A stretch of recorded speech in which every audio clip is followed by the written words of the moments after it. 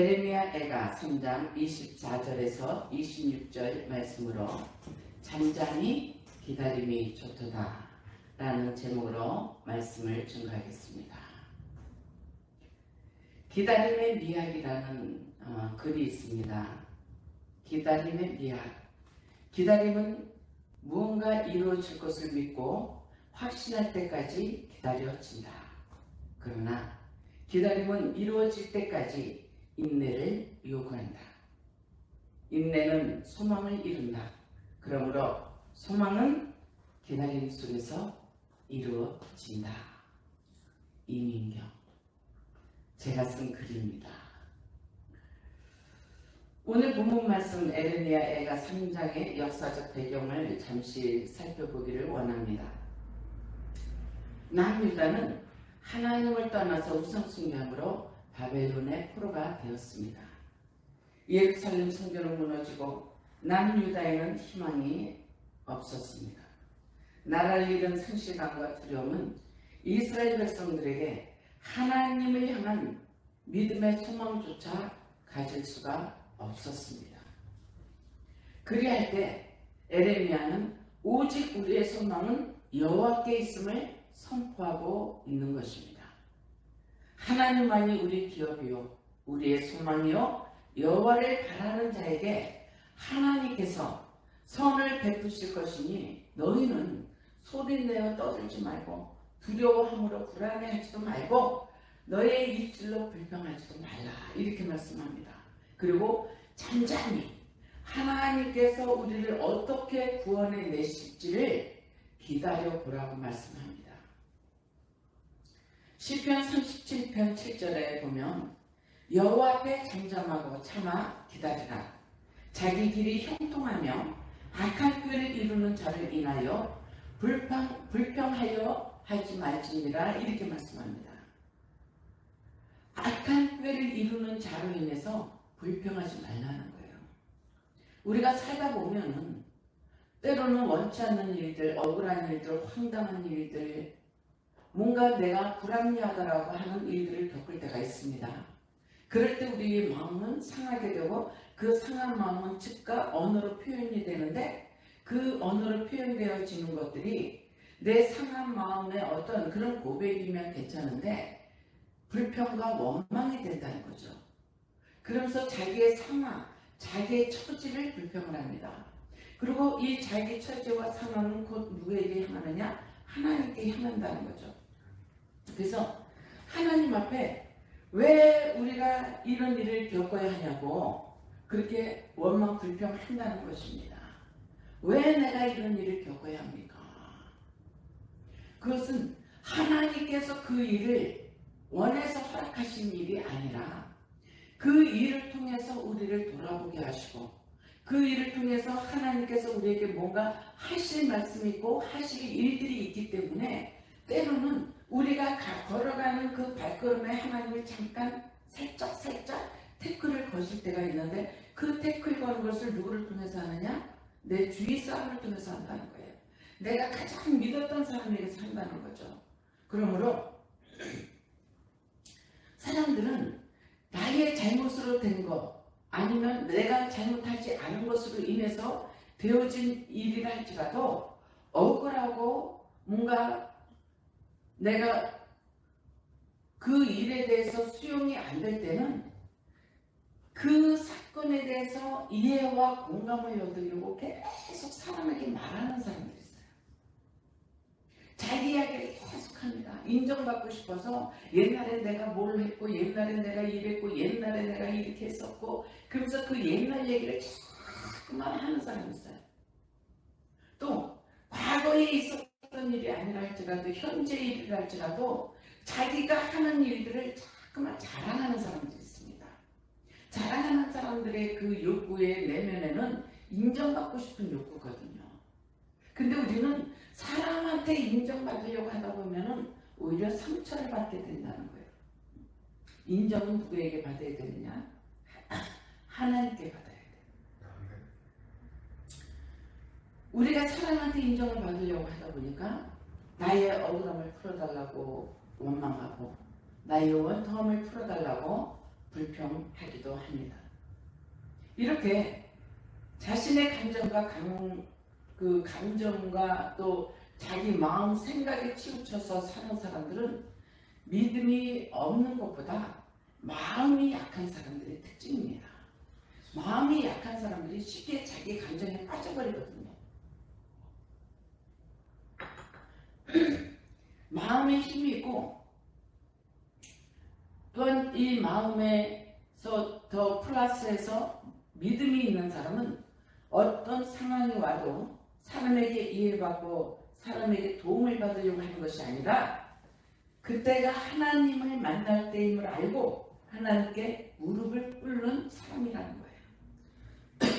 그러므로 자막서 20장에 이렇게 말씀합니다. 자막서 20장 22절에 너는 악을 갖겠다 하지 말고 여호와를 기다리라. 그가 너를 구원하시리라 이렇게 말씀하십니다. 너는 악을 갖겠다 하지 마라. 너가 그 문제를 해결하려고 하지 말라는 거예요. 너의 원통함을 풀기 위해서 그 사람을 악으로 대하지 말라는 것입니다. 하나님께서 그 문제를 해결해 주실 믿음을 가지고 하나님이 일하시도록 기다려 주는 것입니다. 그러므로 우리가 믿는다는 것은 그 믿음 그 자체이지 내가 믿는 그것만으로 그것이 응답이 되어서 하나님이 뭔가 나에게 내가 이것을 믿기 때문에 반드시 하나님이 이것을 해결해 주실 것이야. 물론 그 믿음도 중요하지만 그렇게 해서 만약에 그런 믿음을 가지고 있다가 그 문제가 해결되지 않으면 어떻게 됩니까? 원망한다는 거예요. 왜 하나님 내 기도를 안 들어주냐고, 왜 이 문제를 안 풀어주냐고 원망 불평한다는 거죠. 그러므로 내가 믿는다고 해서 그 믿는 것이 다 응답으로 주어지는 것이 아니라 믿음은 합리적으로 주어지는 것이 아니라 나의 믿음, 그 순수한 믿음 그 자체에서 하나님이 원하시는 때에 이루어 주시는 것이 진정한 믿음이요 응답이라는 것입니다. 믿음은 이성적으로 이해를 하려고 해도 이해할 수 없습니다. 믿음은 과학적으로도 이해가 되지 않습니다. 과학적으로도 풀어갈 수가 없습니다. 왜 그렇습니까? 믿음은 하나님께서 인간에게 주시는 선물이기에 이 선물은 받은 사람만 알 수 있다는 것입니다. 또한 이 믿음이 있다고 해서 그 사람이 신의 경지에 속한 사람 또한 아니라는 거죠. 믿음이 있다 하여도 믿음이 없는 사람과 똑같이 마음 아파하고 속상해하고 아파하고 고통 느끼고 하는 이런 모든 희노애락의 그 감정들을 다 느낄 수 있다는 것입니다.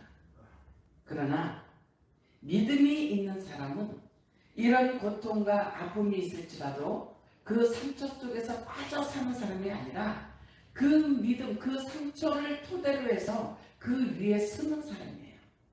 그 상처를 딛고 올라서는 사람, 일어서는 사람을 믿음이 좋다라고 우리는 말하고 있습니다.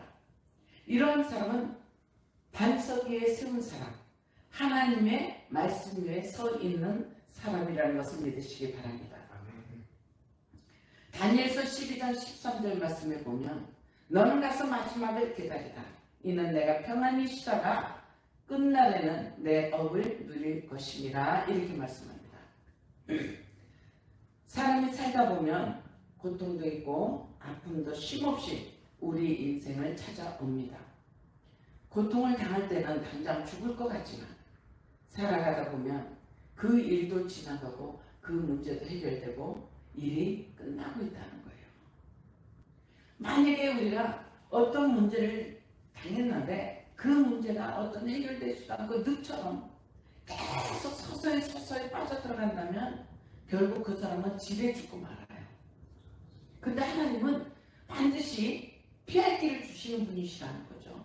사막의 길을 내시는 하나님이 반드시 그 피할 길을 주셔서 앞에는 홍해바다에 뒤에는 애국 군사가 쫓아온다 할지라도 하나님은 그 바다의 길을 여시고 물이 침몰하지 못하게 불꽃이 사르지 못하게 이사야 43장의 그 말씀처럼 하나님은 우리에게 그런 역사를 이루어 주신다는 거예요. 그래서 우리는 언제까지 기다려야 되는가? 마지막까지. 하나님이 구원의 손길을 내밀어 주실 때 그 마지막까지도 비록 내가 사망의 음침한 골짜기에 처해서 빠져 들어갈지라도 마지막까지 포기하지 않는 사람이 되어져야 될 줄 믿습니다.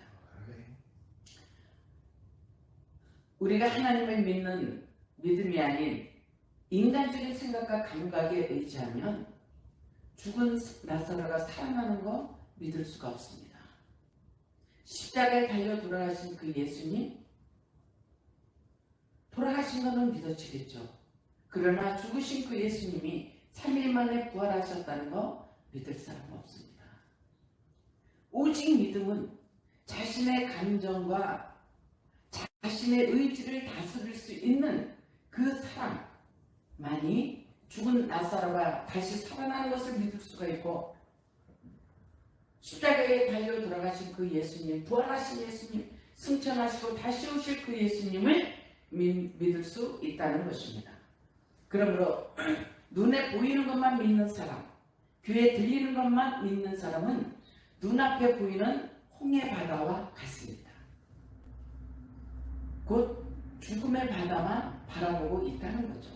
그러나 믿음의 눈으로 바라보는 사람은요, 홍해 바다 그 건너편을 바라볼 수가 있고 홍해 바다를 다스리는 하나님의 능력을 보실 수 있다는 것입니다.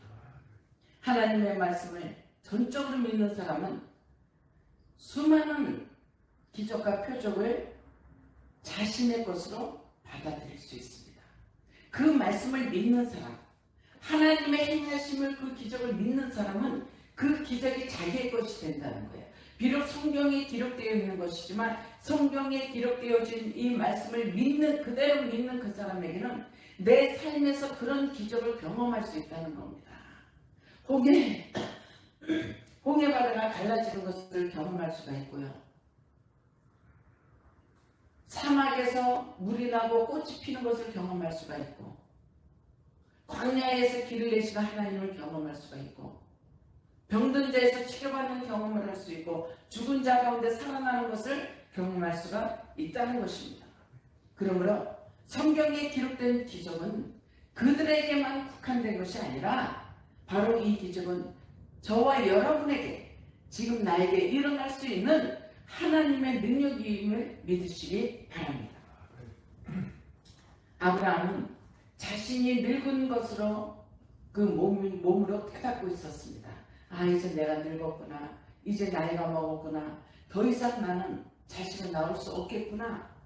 그것을 자기가 몸으로 느끼고 어떤 인생의 경험 모든 것으로 인해서 자기가 도저히 아들을 생산할 수 없다는 것을 알았을 때 아브라함은 바랄 수 없는 중에 바라보았는데 바로 하나님의 말씀을 붙잡았다는 거예요. 하나님의 말씀, 포기하지 않았다는 것입니다. 그리할 때 하나님은 그 아브라함의 그 믿음, 또한 하나님은 아브라함에게 언약하신 것은 반드시 이루시는 분이시기에 하나님이 그 약속을 지키시기 위해서 아브라함이 그 자기 몸이 늙어감으로 인해서 점점 마음이 쇠약해져 간다 할지라도 하나님은 그들에게 기적을 베풀어 주셨다는 것입니다. 그러므로 우리가 말씀을 믿는다고 고백은 하지만 때로는 내 환경이 나를 그렇게 그 환경을 이끌어갈 수 없는 상황이 된다 할지라도 믿음으로 믿고 행하면 바로 그 믿음 속에서 하나님은 기적을 베풀어 주시는 것을 믿으시기 바랍니다. 믿음은 야고보 기자의 말씀처럼 너희가 믿느냐? 그러면 행함으로 보이라고 말씀합니다. 믿음은 믿고 행하는 것입니다. 행동으로 옮겨져야 됩니다. 행동으로 옮겨져야 이 모든 우리가 감히 생각하지 못하고 상상할 수 없는 그런 기적들이 우리에게 이루어진다는 것입니다. 죽은 자를 살리신 것 같이 오늘 이 시간에도 하나님은 저와 여러분에게 기적을 이루어 주십니다. 죽은 사람을 살리시는 분, 기적을 행하시는 분, 없는 것을 있는 것과 함께 행하시는 그 하나님의 능력을 믿으시기 바랍니다. 사람들은 불가능이 가능게 되는 것을 좀처럼 믿으려 하지 않습니다. 왜 그렇습니까? 자신이 믿고 싶어하는 것만 믿으려고 합니다. 자신이 하고 싶어하는 것만 순종하려고 합니다. 자신이 이루고 싶어하는 것만 기도하려고 합니다. 하나님의 뜻을 이룬다는 것은 내 뜻을 관철시키는 것이 아니라 아버지의 뜻을 이루기 위해서 나의 뜻을 내려놓는 것입니다. 그러므로 기적은 내가 원하는 그때에 일어나는 것이 아니라 하나님께서 원하실 때 일어나는 것을 믿으시기 바랍니다. 하나님이 원하실 때, 하나님이 원하는 시간에, 하나님이 원하는 때에, 하나님께서 예정하신 속에서 그 모든 것을 이루시고자 하실 때, 하실 그때에 기적이 일어난다는 거예요. 그래서 우리는 언제 그 기적이 나에게 일어날지 모르니까 나는 어떤 믿음을 가져야 되느냐? 늘 깨어 기도해야 된다는 거죠. 늘 나의 관심을 하나님께 두어야 된다는 것입니다. 그런데 사람은 자신의 그 말한 것과 상관없이 자신 3일이에요. 3일도 못 돼서 그 말을 잊어버리거나 변경하거나 다른 말을 해버립니다. 이렇게 자기 말도 지키지 못하는 사람이 어떻게 하나님이 주시는 말씀을 믿음으로 이뤄낼 수 있겠습니까? 하나님께서 우리에게 말씀하신 것을 지켜주신 것처럼 우리가 입술로 기도하고 우리가 입술로 고백한 것은 내 말에 책임을 질 수 있는 사람이 되어줘야 된다는 거예요. 그리할 때 하나님께서 나의 그 말하는 것으로 이루어주시고 응답하시고 또한 나의 그 고백을 통해서 하나님의 때와 그 나의 고백이 하나가 되었을 때, 믿음으로 일치가 되었을 때 바로 기적의 주인공이 되는 그 믿음의 역사가 일어남을 믿으시기 바랍니다.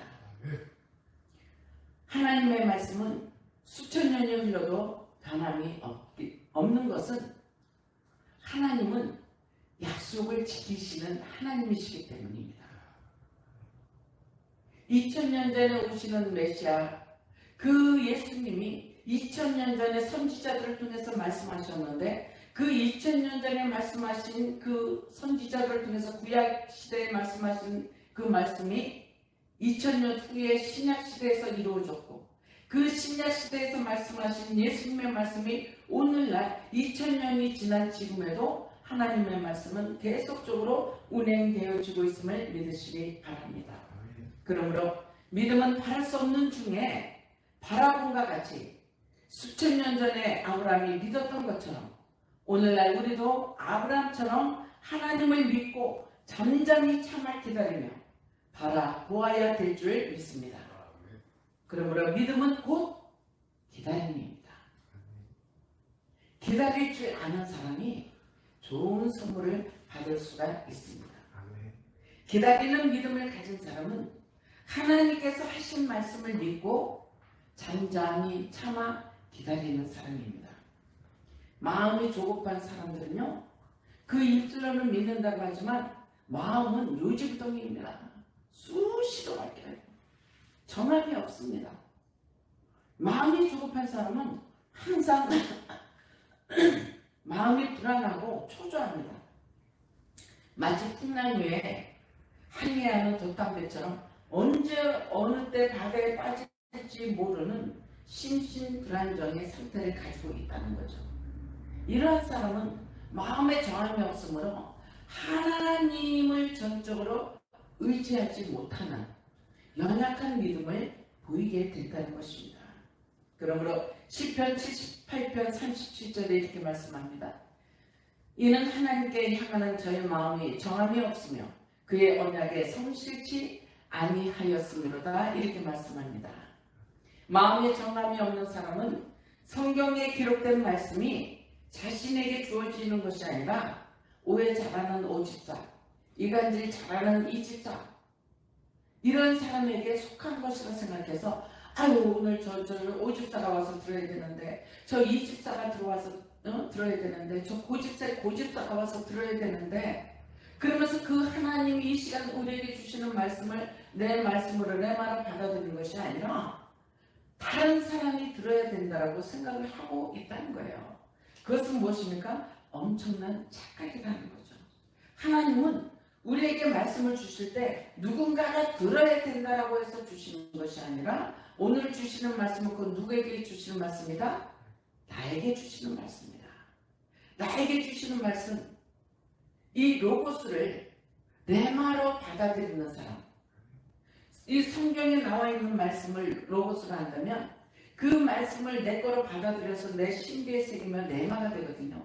이 레마의 말씀으로 받아들이는 그 사람에게는 말씀의 능력이 나타나게 된다는 것입니다. 그러므로 오늘 이 시간 여러분들은 여러분들의 기도가 이루어질 것을 믿고 하나님을 바라보는 믿음을 가져야 될 줄 믿습니다. 지금 기도하는 그 기도가 이 시간 당장 이루어지지 않았다 할지라도 이루어질 것을 믿고 기다려야 합니다. 기다린다는 것은 하나님을 끝까지 신뢰한다는 것입니다. 믿는다는 것입니다. 사람을 믿고 신뢰했다가 망하는 사람은 많이 보았지만 끝까지 하나님을 믿고 신뢰한 사람 망한 거 보지 못했습니다. 어떤 분이 지난주 그 오사리 집회 때 이제 끝나고 기도받으러 나왔는데 어떤 분이 이렇게 기도 제목을 내놓습니다. 저희가 망했습니다. 그래요? 어떻게 망하셨는데요? 사업을 하다가 망한 것이 아니고 사업을 하다가 하나님이 원하셔서 하나님께 드렸는데 남편이 너무 믿음이 좋다 보니까 너무 많이 드려서 쫙 망했습니다 그러는 거예요. 쫙 망했습니다. 그래서 제가 뭐라고 했을까요? 축하합니다. 내가 사업하다가 망한 것도 아니고 하나님께 투자해서 망했는데 이보다 더 큰 복이 어디 있습니까? 축하합니다. 사람이 흥할 때는 망하게 되어 있지만 망한 사람은 더 망할 데가 없습니다. 그 망했다고 하는 그 자리에 갔을 때 하나님이 일으켜 주십니다. 정말 복 있는 분입니다. 복 받은 사람들입니다. 축하합니다. 하나님이 책임지십니다. 그랬더니 아멘, 아멘 하는데 어떤 큰 그 2%가 부족한 아멘 있잖아요. 아유 그래도 너무 힘들어요. 아유 그래도 뭐지 이거 말을 하고 싶어하는 그 2%가 딱 느껴졌어요. 근데 그 순간 성령님이 어떤 마음을 주시냐면 내가 너의 자녀로 복을 주어 그것을 채우리라 이렇게 말씀하셔요. 그 감동을 주셔서 기도하고 이렇게 가면서 이제 그 사람에게 하나님이 자녀들에게 복을 주셔서 자녀들이 그것을 다 갚아주신다는데요. 그제서요. 그러니까 뭔가 자녀들이 어떤 일을 하고 있나 보죠. 그 자녀들을 통해서 하나님이 부어주신다고 하십니다 하니까 2%가 채워진 거야. 사람에게 투자하는 것은 망하면 답이 없어요. 그런데 하나님께 투자하는 사람은요.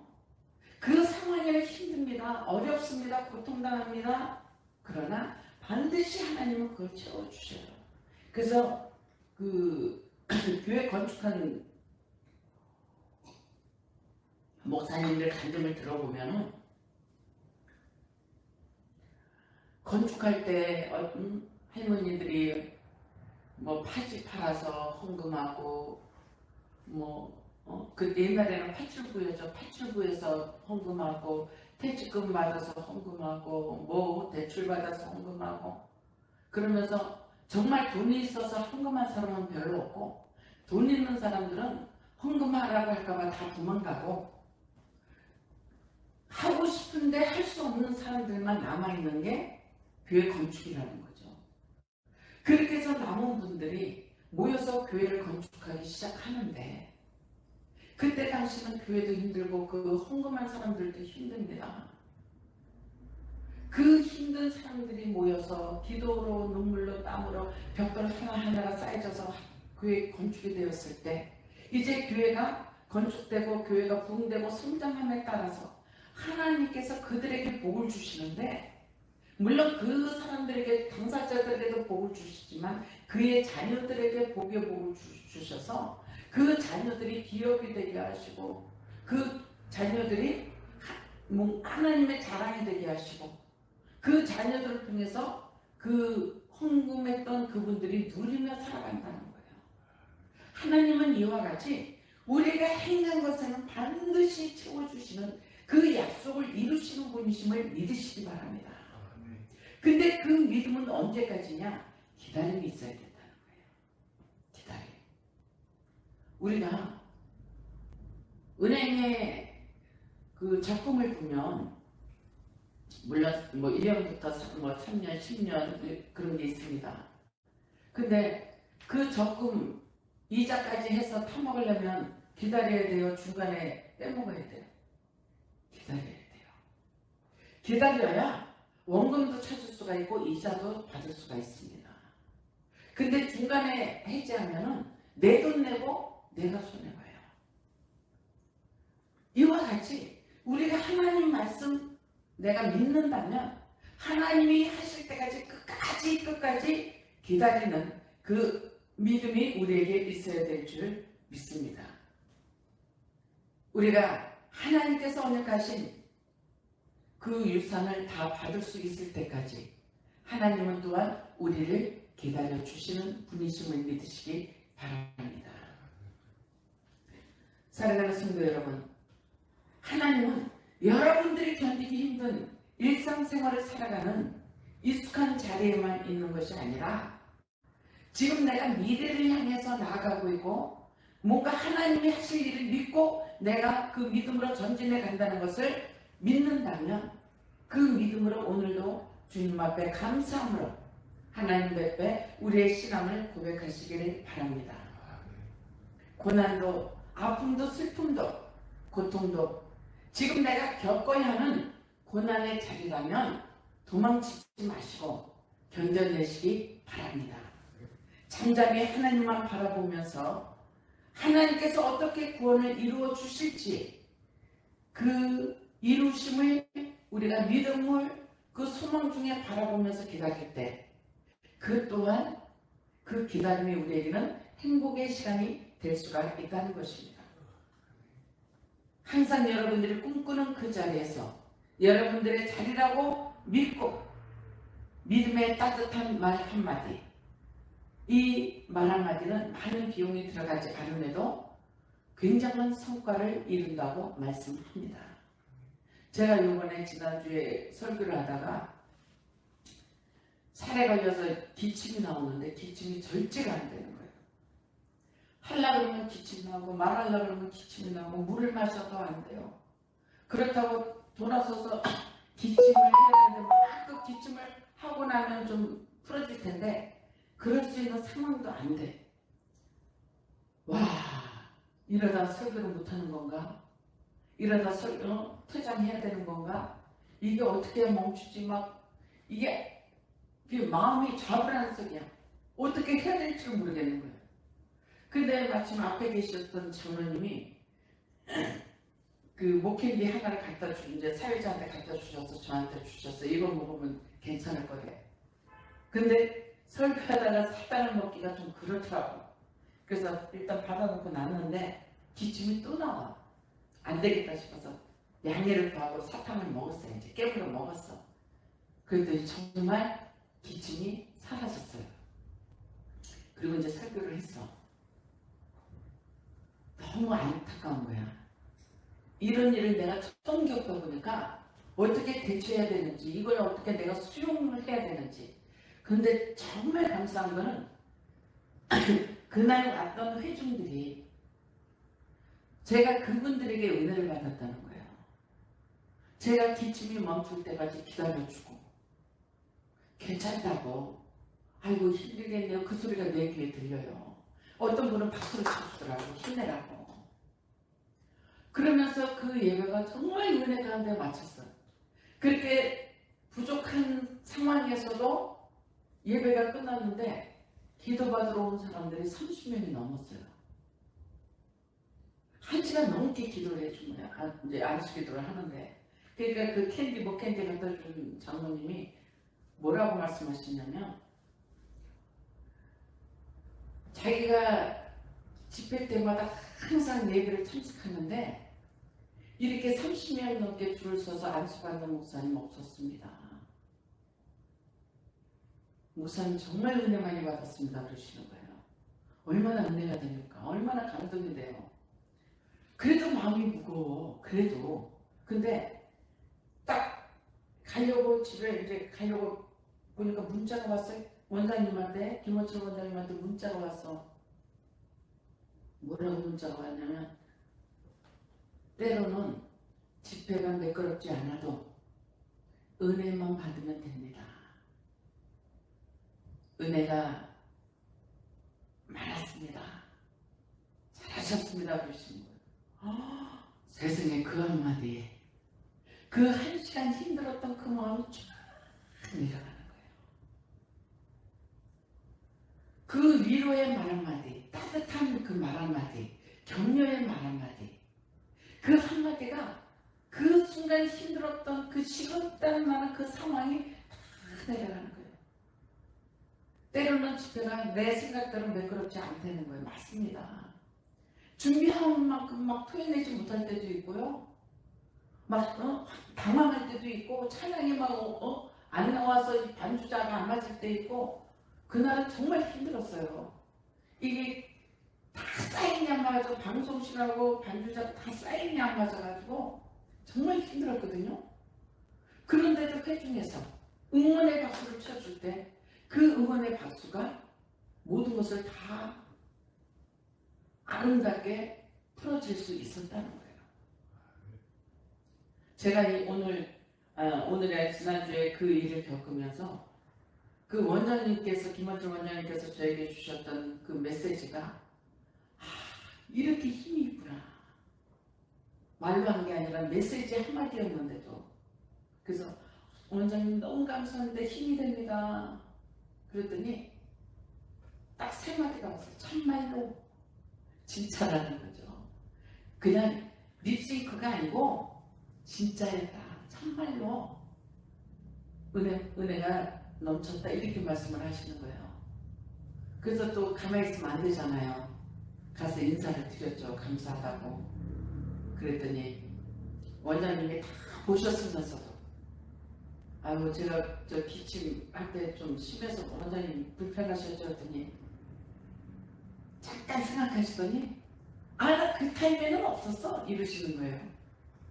그 시간에 난 없어서 기침 끝난 거 봤어. 그럼 기침 끝난 거 봤으면 기침한 걸 어떻게 하셔?